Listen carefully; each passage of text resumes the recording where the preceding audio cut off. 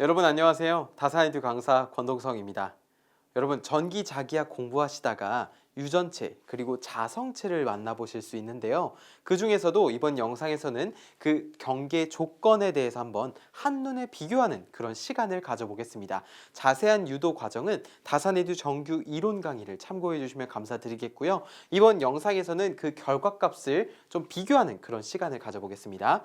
자, 일단 첫 번째로는 유전체입니다. 유전체. 자, 유전체에서는 유전율이 이렇게 존재하고요. 자, 경계면을 기준으로 위쪽을 엡실론 1, 아래쪽의 유전율을 엡실론 2라고 하겠습니다. 아래쪽 매질에. 그때 엡실론 1이 엡실론 2보다 크다는 전제 조건 하에 그림을 그렸고요. 자, 오른쪽에서는 이제 왼쪽이 전개라면 전개, 이 전개의 색이라면 오른쪽은 D, 즉 전속 밀도를 나타내고 있습니다. 자, 전속 밀도의 경우에서도 여기에 지금 세타가 빠졌는데, 자, 이렇게 세타 1과 이렇게 세타 2가 있어야겠죠. 자, 세타 1은 입사각, 세타 2는 굴절각이라고 보시면 돼요. 자, 그럴 때 유의하셔야 될 건 뭐냐면, 자, 뒤에 자성체도 똑같습니다. 가운데 이 세로 점선 있죠? 점선을 기준으로 요 입사 그리고 굴절 요게 이루는 각도를 입사각 굴절각이라고 하는 거예요. 예를 들어서 어떤 문제에서 요 각도가 아니라 요 각도를 줬다. 그러면은 계산할 때 어떻게 되냐면 90도에서 요 각도를 뺀 값으로 해줘야 되는 겁니다. 이해되셨나요? 자, 이 세타 1, 세타 2가 그대로 주어지면 모르겠지만 응용이 돼서 요 각도가 아니라 다른 각도가 주어진다면 나머지 각도에서 그걸 뺀 값으로 요 세타 1을 만들어줘야 되는 겁니다. 자, 그것을 토대로 지금 한번 보시죠. 자, 전개의 색인데 전개는 수평 그리고 접선 방향만 연속입니다. 다시 수평 그리고 접선의 성분만 연속적입니다. 자, 그래서 전개는 이렇게 적어놨고요. 그때 이 접선 성분이 요거예요. E1의 T 그리고 E2의 T입니다. 매질 1, 매질 2의 접선 성분을 의미하는 거예요. 자, E1T는 이렇게 구할 수 있어요. 세타가 여기죠. 사인 세타 어디죠? 사인 세타가 이거 세타니까 이거분의 요게 사인 세타입니다. 맞습니까? 그러면은 요 길이는 뭐냐면 E1 사인 세타 1이 되는 거예요. 자, 사인 세타 1이 요거분의 요거니까 요 길이를 계산하게 되면은 E1 사인 세타 1이 되는 겁니다. 자, 그 다음에 E2 사인 세타 2가 되는 거예요. 이 길이가. 자, 그쵸? 요 길이랑 같잖아요. 그래서 E2 사인 세타 2가 되는 겁니다. 자, 그때 요거를 제가 1번이라고 해볼게요. 1번. 동그라미 1번. 되셨죠? 자, 전속 밀도로 넘어가 볼게요. 전속 밀도도 똑같이 고려를 해주는데 이번에는 법선 성분이 똑같다고 보시면 됩니다. 연속적이다. 자, 전속 밀도는 수직 또는 법선 성분이 연속적이다 라고 할 수 있고 그거는 D1N 그리고 D2N으로 표현할 수가 있습니다. 자, 이렇게 표현을 하는데 이 세로 성분 지금 세타 기준으로 보면 가로 성분이 되겠는데 이 길이는 그럼 어떻게 구하냐면은 잘 보세요. 세타가 여기죠. 코사인 세타는 이것분의 이거입니다.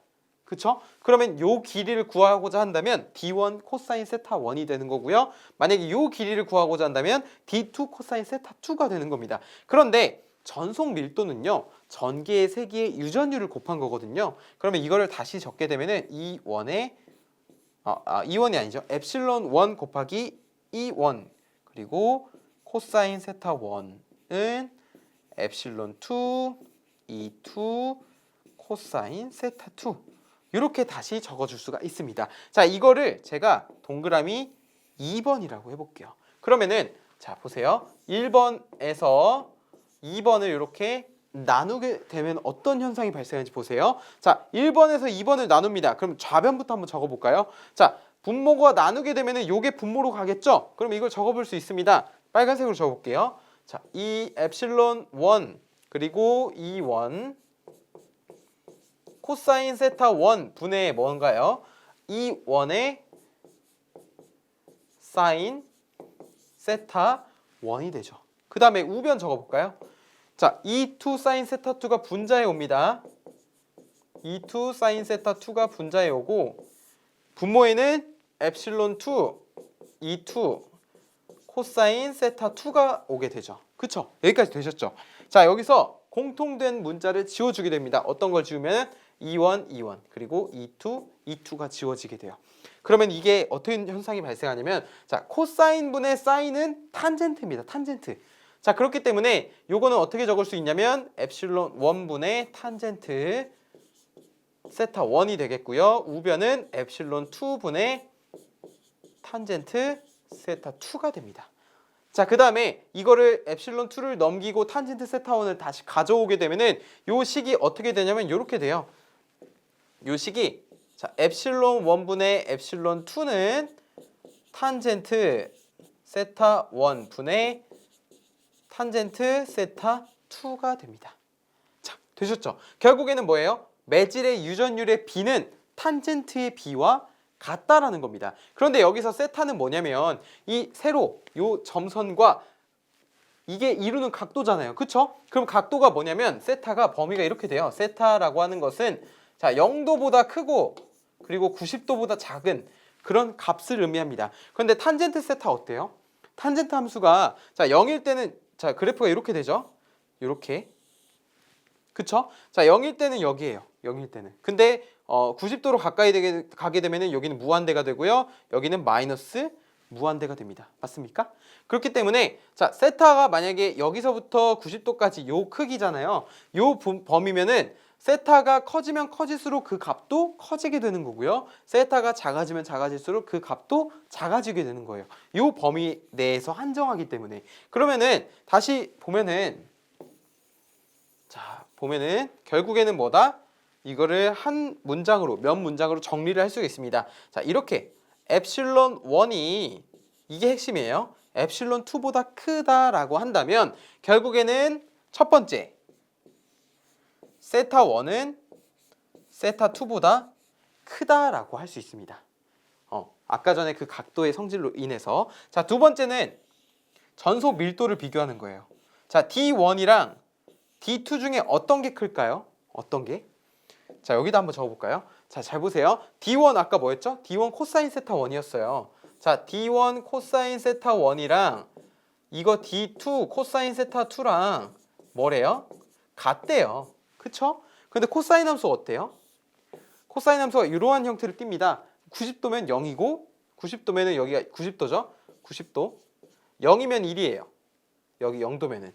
그쵸? 그러면 점점 각도가 커지면 커질수록 그 값이 감소하게 됩니다. 그쵸? 그러면은 이게 세타 1이 세타 2보다 크다 했으니까 요거는 감소하고 요거는 증가하게 됐네요. 근데 이게 같아야 되니까 D1은 뭐다? 커지게 되고 D2는 작아지게 됩니다. 그래서 D1, D2 요 부호는 요렇게 되는 거예요. 자, 그 다음에 세 번째. 자, 이제 전개를 비교해 볼게요. E1과 E2가 있는데 자, E1 같은 경우는 사인 세타 1입니다. 그리고 E2는 사인 세타 2예요. 그럼 사인은 뭐냐면 아까 전에 코사인이 요거잖아요. 사인은 요겁니다. 자, 요거예요, 요거. 90도에는 1, 0에선 0이에요. 즉 각도가 증가하면 증가할수록 그 값이 증가하게 됩니다. 그러면은 사인 세타 값이 증가하게 되니까 오히려 요거와는 반대로 E1이 작아지고 E2가 커지는 그런 형태가 나오게 되죠. 자, 그래서 여러분이 기억하셔야 될 거는 매질의 유전율 b는 탄젠트 b와 같더라. 이때 매질의 유전율이 엡실론 1이 엡실론 2보다 크다면 입사각이 굴절각보다 크고 입사 그 매질에서의 전속 밀도가 전속 굴절에서의 전속 밀도보다 매질 2에서의 전속 밀도보다 크고 전기의 세기는 반대로 작더라 라는 것이 핵심이죠. 자, 이런 성질이 있잖아요. 이게 자성체에서도 비슷하게 나타납니다. 어떻게 나타나는지 볼까요? 자, 이게 자성체거든요. 여기는 자개의 세기를 나타낸 거고요. 여기는 자속 밀도를 나타낸 겁니다. 아까는 뭐였죠? 전개의 세기, 여기는 전속 밀도를 나타냈죠. 마찬가지로 자개도 전개처럼 수평 그리고 접선 성분이 연속적입니다. 그래서 이렇게 나타낼 수가 있고요. 자, 자속 밀도에서도 전속 밀도처럼 수직, 법선 성분이 연속적입니다. 그래서 이렇게 나타내는데 아까 전에 전속 밀도는 엡실론 곱하기 전개였잖아요. 자, 여기는 B는 뮤 H예요. 투자율에다 자기의 세기를 곱한 거예요. 그렇기 때문에 이거를 다시 적게 되면은 이렇게 되는 거죠. 자, 뮤 1 H1 코사인 세타 1는 뮤 2 H2 코사인 세타 2라고 적을 수가 있겠죠. 마찬가지로 여기를 1번 동그라미, 여기를 2번 동그라미라 하고 제가 1 나누기 2를 한번 해보겠습니다. 자, 1 나누기 2를 해볼게요. 그러면은 아까 전에 마찬가지로 여기 μ1 h1 다시 μ1 h1 코사인 세타 1이 되고요. 분자에는 h1 사인 세타 1이 되죠. 그쵸? 자, 우변은 어떻게 되죠? μ2 h2 코사인 세타 2가 되고요. 여기는 h2의 사인 세타 2가 됩니다. 자, 여기까지 되셨죠?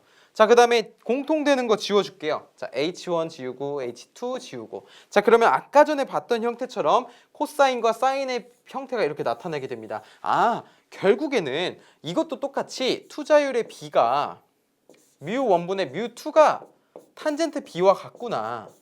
탄젠트 세타 1분의 탄젠트 세타 2의 b와 같구나 라는 것을 알 수 있죠. 자, 여기서 똑같이 만약에 매질 1의 투자율이 매질 2의 투자율보다 크다라고 한다면 첫 번째 입사각은 어떻게 되죠? 더 큽니다. 그쵸? 세타 1이 세타 2보다 크고요. 자, 두 번째로는 어떻게 되죠? 아까 전에 전속 밀도가 더 컸으니까 이번에는 자속 밀도. 자, B1이 B2보다 크다. 매질 2에서의 자속 밀도보다 크다. 마지막으로 작게는 어떻게 되죠? H1이 H2보다 작다라고 나타낼 수 있습니다. 자, 그래서 여러분께서 아셔야 될 거는 첫 번째는 요거. 그쵸?